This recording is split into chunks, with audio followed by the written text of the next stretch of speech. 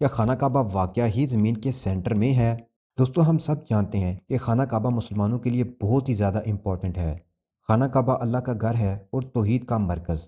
इस पर बात करना बहुत ही लाज़म है, क्योंकि बाज़ दफ़ा सुनी सुनाई बातें रासख हो जाती हैं और मुसलमानों के ईमान का हिस्सा बन जाती हैं। लेकिन जब तहकीक की जाए तो हकीकत कुछ और ही निकलती है। क्या खाना काबा वाकया ही ज़मीन के सेंटर में है? दोस्तों, इस तरह की बातें अवाम में मशहूर की जाती हैं और मशहूर करने वाले बहुत से लोग हैं।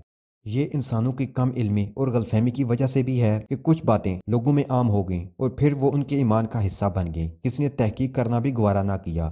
और कुछ ऐसे लोग भी हैं जो किस्से कहानियां सुनाते हैं और उसे दीन से जोड़ देते हैं। वो इन किस्से कहानियों से अपने लिए दुनिया का माल तो इकट्ठा कर लेते हैं, लेकिन अपनी आखिरत भी बर्बाद करते हैं और लोगों में गलत अकायद भी फैलाते हैं। लेकिन हर मुसलमान जानता है कि कोई भी इंसान जब इस्लाम के रिलेटेड आपको कोई बात बताएगा तो हमें उसकी तहकीक करना है।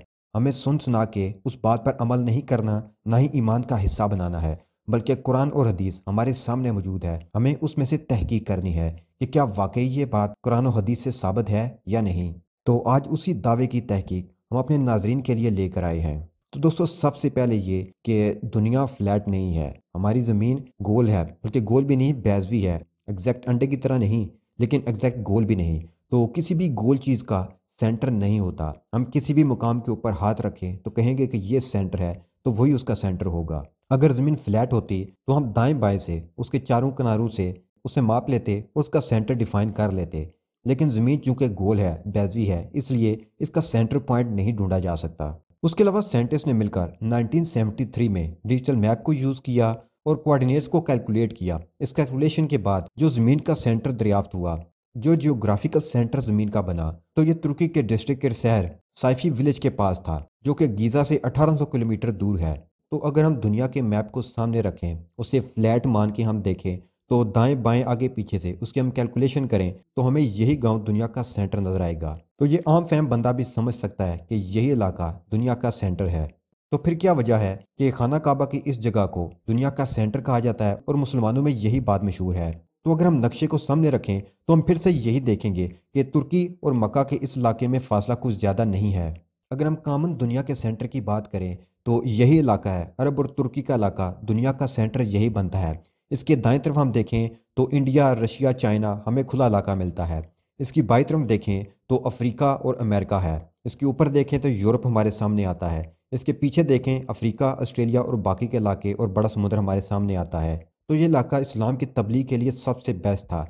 इसी इलाका को सेंटर बनाकर पूरी दुनिया में इस्लाम की तरवीज की जा सकती थी। और ये इलाका दुनिया के सारे रास्तों के बीच में भी आता है। अगर चाइना और रशिया के लोगों को अमेरिका की तरफ जाना हो, अफ्रीका की तरफ जाना हो, तो वो इसी इलाके से आएंगे। ऑस्ट्रेलिया और दीगर जो ममालिक हैं, अगर उन्हें सफ़र करना हो यूरोप की तरफ, अमेरिका की तरफ, अफ्रीका की तरफ, तो वो इसी रास्ते की तरफ आएंगे। अगर अमेरिका के लोग, अफ्रीका के लोग इंडिया, रशिया, चाइना की तरफ सफ़र करना चाहेंगे तो वो भी इसी रास्ते से आएंगे। इसलिए इस्लाम की तबलीग के लिए ये इलाका सबसे बेस्ट था और असल में इसी वजह से इसे दुनिया का सेंटर कहा गया।